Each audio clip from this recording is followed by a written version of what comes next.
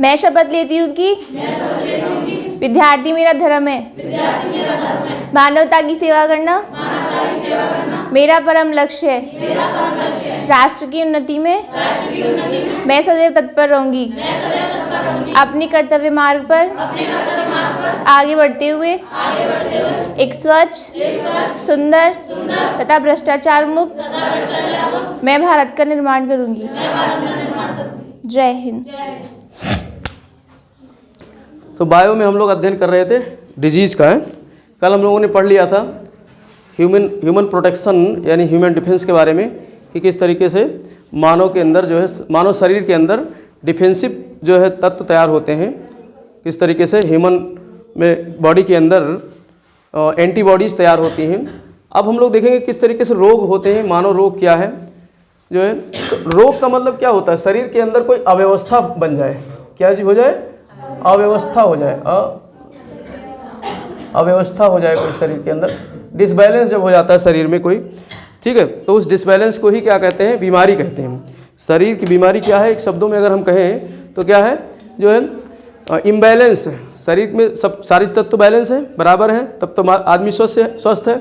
लेकिन जैसे ही कोई चीज़ अव्यवस्थित हो जाती है, किसी चीज़ की कमी हो जाए या कोई चीज़ बढ़ जाए शरीर के अंदर, तो अव्यवस्था इम्बैलेंस हो जाता है ना, तो उसी को क्या कहते हैं, बीमारी, डिजीज़ कहते हैं, रोग कहते हैं। ठीक, अब ये रोग कैसे हो सकता है, ये 3 तरीके से हो सकता है रोग। या तो बाहर से कहीं से आ रहा हो, आउटसोर्सिंग से, कोई जो है आउटसोर्सिंग से बाहर से आ रहा हो, तो बाहर से आएगा तो मतलब वो फैलेगा, संक्रमण करेगा, फैल करके आएगा। या फिर जन्म के साथ, पैदा होते ही जन्म के साथ शरीर में आ जाए, हमारे मतलब खानदान में रहा हो कोई रोग और वो जन्म के साथ बच्चे के साथ आ जाए, तो जन्मजात हो सकता है। ठीक है, या फिर शरीर के अंदर ही किसी चीज़ की कमी हो जाए, शरीर के अंदर ही किसी चीज़ की कमी हो जाए।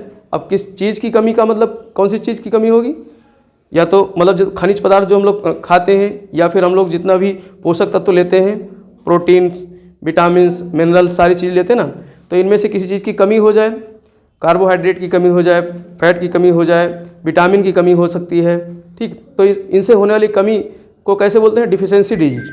तो डिजीज़ जो है 3 तरीके से हमारे शरीर में हो सकती हैं, 3 तरीके से डिजीज़ पहुंच सकती है हमारे शरीर में। ठीक है, तो इसको हमने 2 भागों में बांटा है शरीर में डिजीज़ को, 2 तरीके से। एक तो आपका कॉन्जेनिटल, कॉन्जेनिटल मतलब ये होता है जन्मजात, ये क्या होता है, जन्मजात।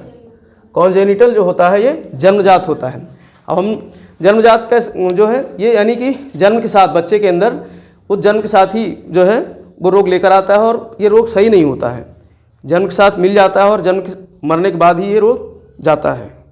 जैसे वर्णांधता, जैसे क्या, वर्णांधता। ठीक है, वर्णांधता में क्या होता है कि उसमें मतलब माँ बाप में से किसी एक को जो है रोग रहता है और वो ट्रांसफ़र होकर के बच्चे में आ जाता है। ठीक, तो वो वर्णांधता उसकी कोई उसमें मतलब वो एक तरीके से जीनीय बीमारी है, जीन में ही डिफेक्ट हो गया है। तो जीन, हाँ, तो जीन में डिफेक्ट हो गया है तो वो कहाँ सही होगा, तो उसका कोई इलाज नहीं है। तो ये ऐसे बोलते हैं कंजेनिटल, कंजेनिटल या जन्मजात बोलते हैं। और हम लोग जो है डिफेंसिव उसमें पढ़ रहे थे, डिफेंस में इन्नेट होता था, उसके लिए क्या सब था, इन्नेट, वो भी जन्मजात है। यानी हमारा शरीर जो है जन्मजात जो है सुरक्षा कवच बना लेता है, तो उसे बोलते हैं इन्नेट। और यहाँ पर जो रोग है वो क्या बोलेंगे, उसको कंजेनिटल, कंजेनिटल, ये जन्मजात हमको मिल सकता है। ठीक है, और दूसरा होता है एक्वायर्ड, एक्वायर्ड मतलब उपार्जित, हिंदी में कहते हैं इसको क्या, उपार्जित, यानी अर्जित किया हुआ। अर्जित 2 तरीके से अर्जित कर सकते हैं। जन्मजात तो मिल गया, वो तो शरीर में जन्मजात आ रहा है, लेकिन जब हम रोग को कहीं से अर्जित करते हैं, कहीं से प्राप्त करते हैं, अर्जित करते हैं, तो उसको बोलते हैं एक्वायर्ड। अब ये अर्जित होगा या तो शरीर में पोषक तत्वों की कमी से अर्जित होगा, शरीर के अंदर पोषक पदार्थ अगर कम है तो होगा, तो ऐसे इसको बोलते हैं डिफिशियंसी डिजीज। जो शरीर में किसी पदार्थ की, पोषक तत्वों की कमी से रोग उत्पन्न हो जाता है, तो उसको क्या बोलते हैं, डिफिशियंसी डिजीज। डिफिशियंसी मतलब कमी, डिफिशियंसी मतलब कमी। कमी किस चीज़ की, वही चीज़ बताया मैंने, चाहे प्रोटीन, विटामिन, मिनरल्स, इनकी कमी से जो रोग होते हैं। और हमने बहुत डिटेल में इनके बारे में सब पढ़ा है, रोग ही तो पढ़ रहे थे। विटामिन की कमी से, विटामिन B1, थायमिन की कमी से कौन सा रोग होता है, बेरी बेरी, तो बेरी कैसा रोग है? डिफिशियंसी डिजीज है। कैसा रोग है? डिफिशियंसी। अब यहाँ पर बस खाली इसको कैटेगराइज कर दिया गया है कि ये कौन कौन सी श्रेणी में आएंगे। तो इस तरीके से डिफिशियंसी डिजीज, जैसे विटामिन ए रेटिनॉल, अब उससे कौन सा रोग होता है? रतौंधी। तो वर्णांधता तो जन्मजात हो गया, जो वर्णांधता भी किससे संबंधित है? आंखों से संबंधित रोग है। और रतौंधी भी आंखों से संबंधित रोग है, लेकिन रतौंधी कैसे रोग हो गया? वो डिफिशियंसी डिजीज हो गया, जो किसकी कमी से हो रहा है? विटामिन की कमी से, विटामिन ए की कमी से। रेटिना में जो है जो उसके रॉड्स होते हैं, वो रोडोप्सिन्स नामक जो उसका जो है पिगमेंट निकलता है, उसमें कमी हो जाने की वजह से वरना जो है उसका कलर रतौंधी हो जाता है, रात में जो है कम दिखता है। ठीक है, तो उसको रतौंधी बोलते हैं। तो ये डिफिशियंसी डिजीज हो गया और ये फैलता नहीं है। अब ये किसी को हो गया तो ये फैलेगा नहीं। ऐसा नहीं कि मान लो किसी को रतौंधी है और वो किसी दूसरे को देख लिया, बस उसकी आँख की रतौंधी निकल करके दूसरे की आँख में चली जाएगी। ऐसा नहीं है, ऐसा नहीं है भाई। गांधारी ने देखा था, आँख की पट्टी निकाल करके अपने जो है पुत्र को देखा था, पुत्र वज्र का हो गया था, पत्थर का बन गया था ना। तो वो स्टोर किया था, आँख में एनर्जी को स्टोर कर लिया था। कोई भी शरीर का अंग अगर आप मतलब योग करके या साधना करके उसको जो है मजबूत कर देते हो, तो वहाँ से ऐसे कुछ किरणें निकलती हैं। तो ऐसे गांधारी के साथ हुआ था। महाभारत देखा होगा ना, गांधारी जो है जब विवाह करके आई थी तब तो बढ़िया से थी, कोई बीमारी नहीं थी, शरीर आँख ठीक ठाक थी। और जब शादी करके आई देखी कि हमारे पतिदेव तो अंधे हैं, तो उसने भी पट्टी आँखों में बांध ली थी और पढ़ लिया था कि कभी खोलेंगे नहीं, इनके साथ ही हम भी अंधे ही रहेंगे। लेकिन मजबूरी में, लेकिन उनको वरदान भी मिला था कि जब भी तुम आँख से पट्टी खोलोगी, तो वरदान क्या था? वो एक तरीके से साधना थी, योग था। ठीक है, जैसे आप नमक खाना बंद कर दो, नमक ना खाओ जन्म से ही लेकर के बच्चे, भाई हम लोग खाना तो आकर यहाँ सीखते हैं ना, स्वाद जन्म से तो भाई नहीं पता रहता ना। बच्चा जन्म लेता है, उसके बाद उसको स्वाद वगैरह सब सिखाया जाता है कि तुम ये खाओगे तो मीठा है, ये तीखा है। फिर उसी तरीके से हमारे जो है ग्रंथियाँ सब उत्पन्न होने लगती, बनने लगती हैं। तो अब नमक अगर ना खिलाया जाए बच्चे को जन्म से, तो बच्चे के अंदर विष बनने लगेगा। तो विष कन्याएँ जो होती थी हमारे प्राचीन समय में, जो जैसे चाणक्य वगैरह थे, तो ये लोग अपने दरबार में विष कन्याओं को रखते थे। तो छोटी बच्ची को ले लेते थे और उस बच्ची को जन्म से ही नमक नहीं देते थे और उसके शरीर में विष बन जाता था। फिर किसी छल करना है, किसी राजा के पास भेजना है, तो विष कन्या को भेज देते थे। और वो सुंदरी भी होती थी, तो उनमें राजा महाराजा फंस जाते थे और उनके बिस्तर पे जा कर के नाखून मार दिया या काट लिया, तो राजा वही मर गया। ये सब छल कपट होते थे। तो ऐसे विष कन्याओं का जन्म होता था।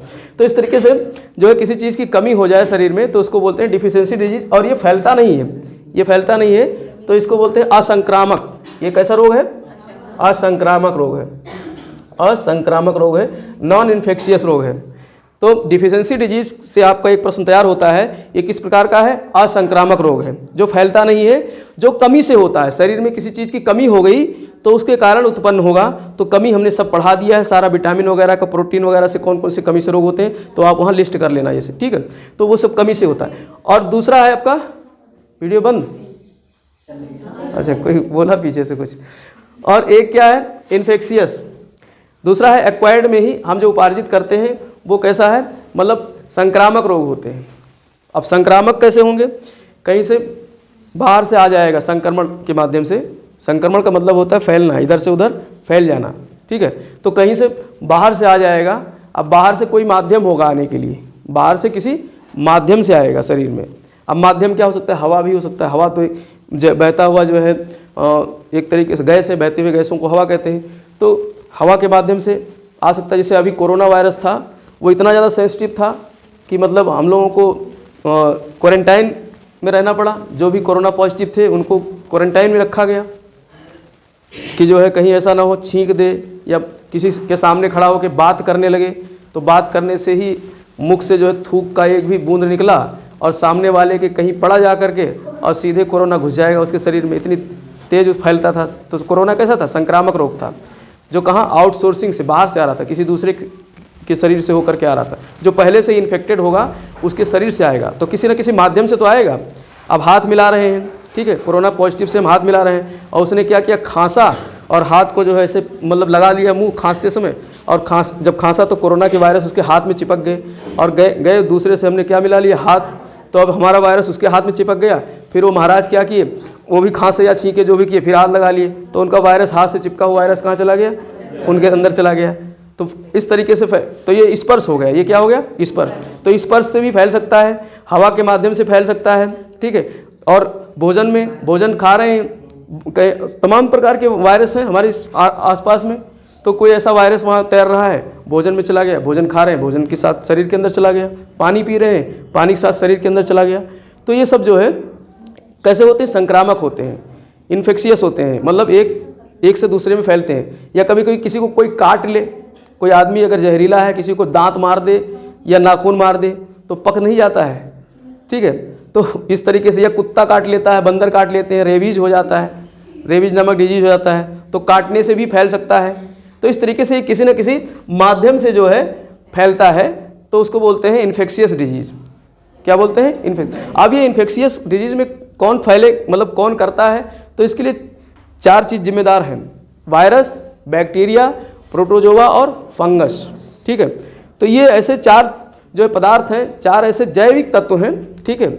अभी हम लोग चर्चा करेंगे बाद में। तो ये वायरस ऐसा है कि वायरस ना तो वो जैविक है ना ही अजैविक है, ठीक है। तो ये ऐसे 4 जैविक तत्व हैं जो हमारे शरीर में किसी न किसी माध्यम से शरीर के अंदर पहुंचते हैं और हमको क्या कर देते हैं, बीमार कर देते हैं, ठीक है।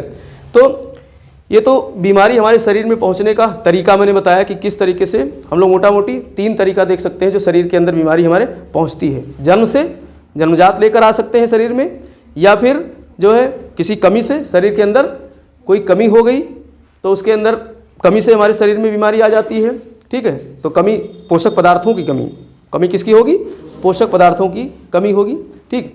तो उस कमी को दूर करने के लिए फिर डॉक्टर क्या करता है, चेकअप लिखता है शरीर के लिए, किस मतलब कौन सी बीमारी है, पता चलेगा किस कमी से बीमारी हुई है, तो बस डॉक्टर उस बीमारी का जो है फार्मूला लिख देता है, जो है मेडिसिन लिख देता है, मेडिसिन फार्मूले से बना होता है, और मेडिसिन लिख देगा, फिर उस चीज़ की कमी पूरी हो जाएगी और वो बीमारी ख़त्म हो जाएगी, ठीक। लेकिन वो साल्ट ऐसे होते हैं, केमिकल होते हैं कि उस बीमारी को ख़त्म करेंगे, दूसरी बीमारी को न्योता दे देते हैं। तो इसलिए डॉक्टरी इलाज ऐसा रहता है, ठीक। तो इस तरीके से जो है, और या फिर जो है बाहर से कहीं से आउटसोर्सिंग से आ जाए, बाहर से किसी माध्यम से वायरस, बैक्टीरिया, प्रोटोजोआ, फंगस, ये बाहर से हमारे शरीर में किसी माध्यम से आ जाए तो हम बीमार हो सकते हैं, ठीक। भला अभी अच्छा भला घूम रहे हैं, कोई कोरोना वाला यहाँ आ जाए, बैठ जाए, सबको कोरोना दे के चला जाएगा, ठीक ठाक बैठे हैं लेकिन बीमारी हो जाएगी। तो शरीर तो बाहर से आ गए तो ये कैसे रोग है, संक्रामक रोग हो गए। तो संक्रामक रोग फैलते हैं, और जब बहुत तेज़ी से पूरे संसार में फैल जाता है तो इसी को पैंडेमिक बोलते हैं। जैसे कोरोना को क्या बोला गया था, पैंडेमिक बोला गया था। कोरोना रोग क्या था, पूरे संसार में फैल गया था। मतलब जब क्षेत्र में होगा तो उस तरीके से जो है मतलब छोटे स्थान पर होगा, लेकिन जब पूरे विश्व में, इबोला था एक अफ्रीका से निकला था, पूरे संसार में फैल गया था एक समय, ठीक है। तो ऐसे ही कोरोना भी पूरे संसार में फैल गया था, तो ये पैंडेमिक हो गया था। तभी तो पैंडेमिक इमरजेंसी लगा दी गई थी पूरे संसार में, सब देश अपने अपने तरीके से लॉकडाउन लगा रहे थे, ठीक है। तो ये सब जो है संक्रामक रोग हैं। अब देखो इसमें हम लोग जो है बैक्टीरिया, वायरस, इन चीज़ों का अध्ययन करेंगे यहाँ पर, क्योंकि इनसे होने वाले रोग, बैक्टीरिया, वायरस, प्रोटोजोआ, फंगस, इनसे होने वाले रोगों का हम लोग अध्ययन करेंगे, ठीक है। तो इनमें आज बस छोटा सा टॉपिक जो है वायरस पे हम थोड़ा सा फोकस करेंगे, और वायरस से होने वाले रोग जो है हम लोग कल देखेंगे, कल मतलब अगले क्लास में देखेंगे। तो वायरस के बारे में समझ लेते हैं कि वायरस की स्ट्रक्चर क्या है, और जो है किस तरीके से वायरस शरीर के अंदर पहुँचता है, ये थोड़ा अध्ययन करते हैं। तो वायरस के अध्ययन के विज्ञान को वायरोलॉजी कहते हैं। वायरस के अध्ययन के विज्ञान को क्या कहते हैं, वायरोलॉजी, ठीक है। तो वायरस का मतलब होता है विषाणु, इसको हिंदी में क्या कहते हैं, विषाणु, ठीक। विषाणु 2 शब्दों से मिलकर बना है ना, विष धन अणु, विष धन अणु। अब ये अणु मतलब छोटे छोटे पार्टिकल्स हैं, और किसके पार्टिकल्स हैं, विष के। तो ये विषधारी होते हैं, विषाणु क्या होते हैं, विषधारी होते हैं। अब किसी के शरीर में विष पहुंच जाएगा तो फिर उसको परेशान करेगा ना वो, तो ये इसीलिए इसके अध्ययन को वायरोलॉजी कहते हैं। और सबसे पहले पता किसने लगाया था, इवानोवस्की ने। तो वायरस का पता सबसे पहले किसने लगाया, तंबाकू के खैनी पीट रहे थे, खैनी पीट नहीं रहे थे, तंबाकू की पत्तियों पर इन्होंने देखा कुछ जो है चकत्ते से पड़ गए हैं, ठीक है, तंबाकू की पत्तियों पर। तो उसको देख रहे थे, उसका रिसर्च कर रहे थे कि कैसे हुआ, तो इनको पता चला कि अच्छा वायरस से हो रहा है ये। तो सबसे पहले इवानोवस्की ने जो है पता लगाया, तंबाकू की पत्तियों पर चकत्तेदार कुछ जो है चकत्ता पड़ा हुआ था, तो उसको देखते हुए रिसर्च किया था। तो इवानोवस्की ने बताया कि कोई बीमारी वायरस से भी होती है, ठीक। तो अब वायरस की संरचना क्या होती है, ये बहुत सूक्ष्म होते हैं, हमको नग्न आँखों से नहीं दिखाई देते हैं। ठीक है, तो ये इनके बनने में दो चीज़ों का जो है प्रयोग होता है। वायरस की जो संरचना है जो बनती है ये प्रोटीन से बनी होती है और आनुवांशिक पदार्थ जो होते हैं दो प्रकार के होते हैं, डीएनए और आरएनए।